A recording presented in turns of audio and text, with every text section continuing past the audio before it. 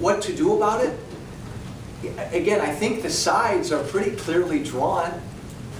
I'm not the smartest guy in the world, but I think at this point, if you re-elect the president, I'm just going to take a wild guess. I think he wants to keep Obamacare. Mitt Romney is on his word that he's going to get rid of it, and Congressman Graves and I believe him. And the Republicans in the House, we have voted, not 33 times, we have voted twice to repeal all of Obamacare. If you like Obamacare and you think it's a pretty good direction to take the country, I won't speak for Congressman Graves, I'm probably not your guy to vote for, and don't vote for Mitt Romney. It's come down to an election. The next step with this issue is an election. So get involved in the election. Amen. Yes, fire away. Yes, sir. Chairman Graves, Congressman Walsh. The company I work for is a small, relative to others, independent mortgage servicing company. We service mortgage loans nationally, a number of them to veterans that we need loans. And we're not involved in the robo-signing scandal. We're not a bad practitioner in any way. And a little over a week and a half ago, we were summarily called before the new CFPB. And with a little more than a week's notice, no announced agenda. And upon appearance, the new director, Cordray, read a written announcement that in summation said, we believe all mortgage services are just like the ones in the settlement, and we haven't heard anything wrong that you've done, and we have no complaint to bring you here, but we believe that mortgage servicers are the cause of the mortgage debacle in the country. And he actually said they're afraid of Dodd-Frank being repealed and they won't be around, and so they're going to try to do everything they can do before December. And now they're going to show up on our doorstep at the beginning of September with enforcement people for an audit, and they've got an agenda. What do we do? We're a 50 to 60 person firm, and they're going to come in with big clubs. The CFPB, the Consumer Finance Protection Bureau. Chairman Graves, any thoughts on the CFPB? Well, what you said is, we're hearing that from other areas, and in fact, in your specific situation, I think we can help too, so we want to make sure we get your name and everything, so we can kind of step in. His idea that Dodd-Frank may be repealed, I hope part of it's repealed. I hope a big part of it's repealed, because it actually targeted the wrong banks. The banks that it's hurting more than anything else are not the banks that created the problem. It was supposed to go after those banks that were too big to fail, which in my opinion, if you're too big to fail, you're too big to exist.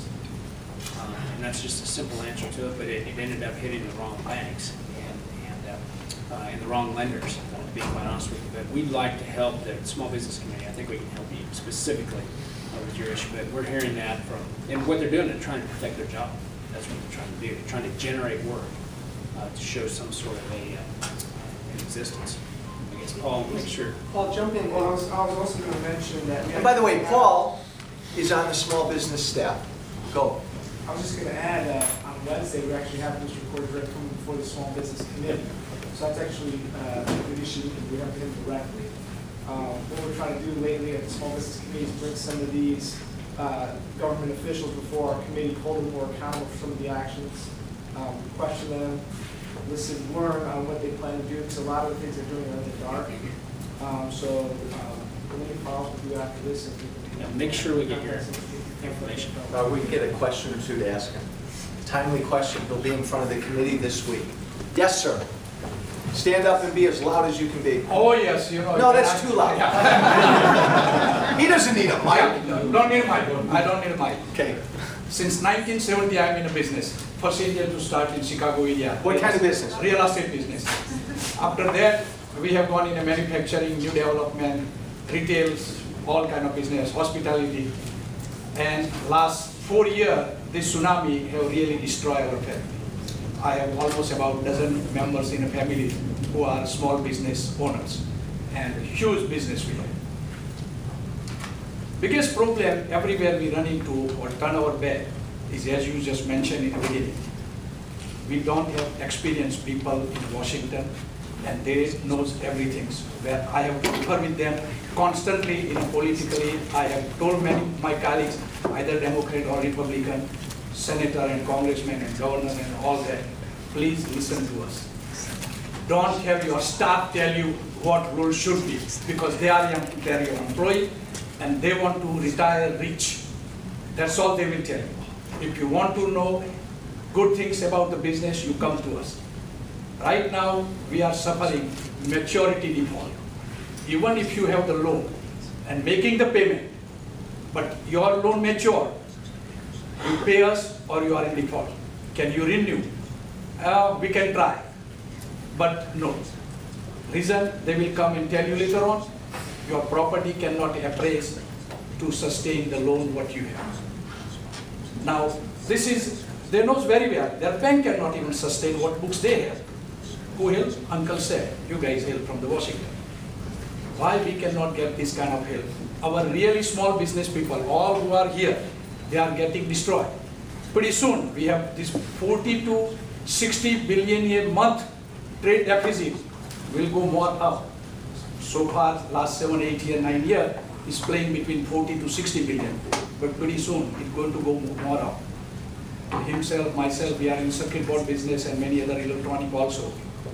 One time in this country, there used to be more than 2,200 circuit board company. Right now, it's left only about 350, and that's also mom and pop type of operation have left. Somehow, we have all these questions and answer. How we can put in front of Congress and Washington so they can listen to us and make a change. A quick thought. I don't know if, I held a hearing last year, sometime last fall. We pulled in the heads of 4 to 5 community banks in Illinois.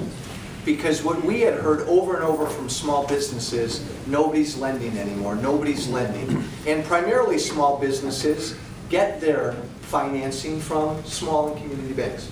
So we pulled the bankers in. And we said, why aren't you lending? And they said, well, we can't.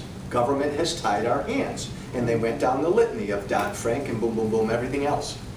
The regulations have become so strict that we're not able to lend anymore. I don't know if you saw, a colleague of Congressman Graves and myself was on the floor of the House last week. Congressman Mike Kelly from Pennsylvania gave a great 10-minute speech on the regulations that small businessmen and women have to deal with. And I'll just give you one highlight. He's a business guy. I think he took over his father's auto dealership. He also was a former football player at Notre Dame, and I'm not going to hold that against him. He played football at Notre Dame. But he literally showed an example, and he held up a stack of paper about that thick.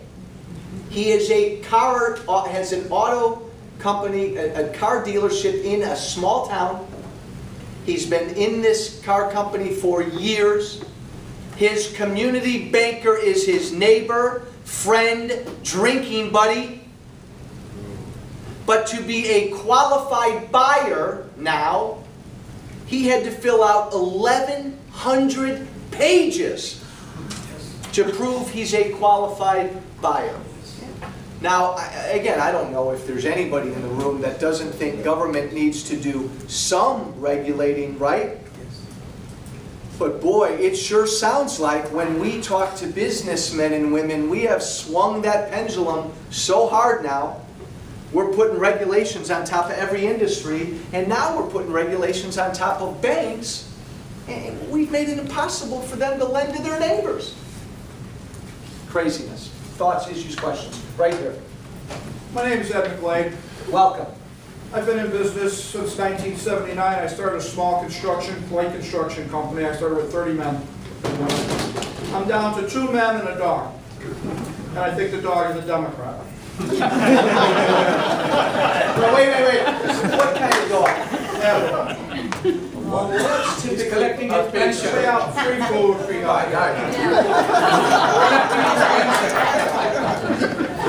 We all know the perils of construction.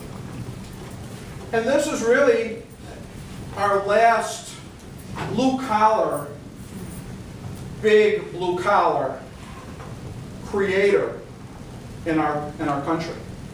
We've shipped out most of our jobs overseas. And so until we get that back on track, until you guys start to break down this legislation to get us back on track so that the banks can lend to the local businesses and the banks can lend to people that have jobs, that can afford an average home, we're screwed. Okay, stop. What's your first name? Ever. Edward. What do you want your government doing? I agree with everything you just said. So I want my government What should to your back government off. They need to back down their legislation. They need to open money to small businesses like these. But when you say back off, what do you mean? Stop the legislation that is unduly placed upon us. Yeah. And those that know their history know that this is the first time since our Civil War that we have been so divided on our issues, to the right and to the left, that there's been no compromise. Our country was created on compromise. Now, to some degree, you got to stand your ground and stand for what's right. But nobody wants to give ground, for whatever reason. And we're at a stalemate. And until Congress, and until the House of Representatives, and until the presidency wants to really get this country back on track and truly do what's right for the people and not what's for themselves, we're going to be in deep, deep peril. All right, Edward, let me go at you for a minute, and then come right back at me. So you said what government should do is back off. The way I read that is government should get out of the way, don't regulate you to death, don't tax you to death, let you do your thing. To some degree. To some degree. Okay. To some degree. Now, that's not at all what this president believes. So that's a big problem, because I think Chairman Graves and I would say, amen. Amen. We tend to complicate things in Washington. Let's be really simplistic, just to start this. You got two radically different visions of how jobs are created in this country. And I won't pass judgment on either one.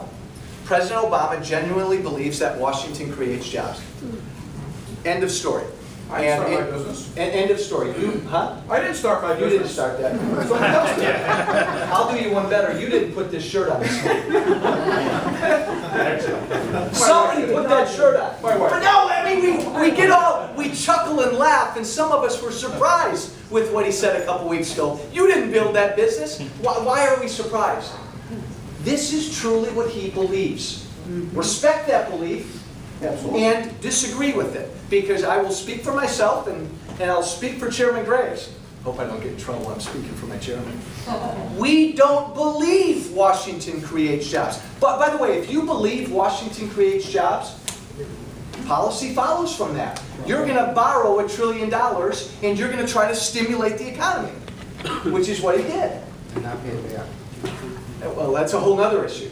If you don't believe Washington creates jobs and you believe that people out here do, well, I think then you do what Ronald Reagan did.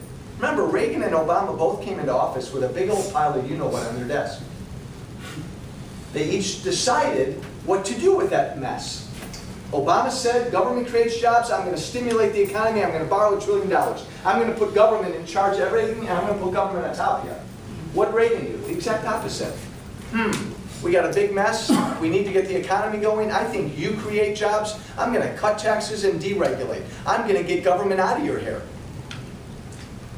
Go read whatever book you want to read. Those are two dramatically different recoveries. So the differences are huge. When will we compromise? Chairman Graves has been in Congress longer than I have. I know eventually you got to compromise to get things done. But if small businesses right now are laying on their back and they're in chains, the last thing I'm going to do is place another chain on top of them. I agree with that. I agree with that. It's a dilemma that is just mind-boggling as far as how we're going to solve this issue. I really have